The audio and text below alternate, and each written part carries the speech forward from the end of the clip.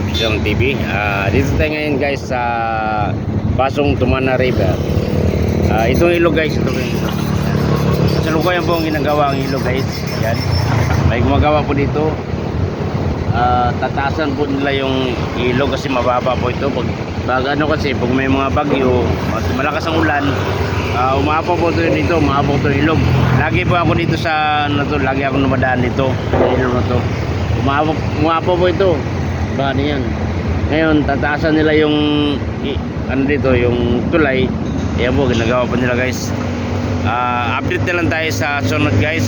Subscribe na lang kayo sa aking channel, Grab Chicharon TV, Grab Alan Chicharon TV, para ma-update po kayo sa mga kaganapan dito, kung mga ilang taon nilang gagawin to. Kasi sa ngayon balita ko, nakibalita na ako, nag-chismis na ako sa kanila. Sabi tataasan daw ito, i-level up daw siguro dito, i-level nila. Yan. Ayan, ginagawa na nila guys. Subscribe lang sa akin channel guys, Grab Alan Chicharon TV, and don't forget to click the notification bell para lagi kayo update, para ma-update kayo dito sa tuwing dadaan ako dito. Kasi kumukuha ako ng chicharon sa Bulacan. Yan ang aking chicharon guys. Yan naman ang chicharon. Lagi akong kumukuha ng bagong chicharon sa Bulacan. So pag tinaas na itong dito, tulay dito, hindi na tumaba dito.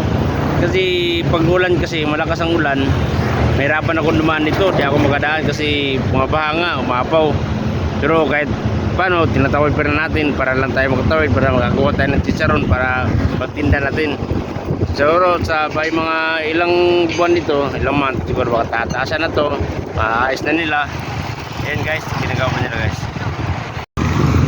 So yan guys, kasalukuyan po ginagawa nila guys. Yan. Lagi na akong dumadaan dito sa ilang na rin to, ilang buwan na rin itong ginagawa nila.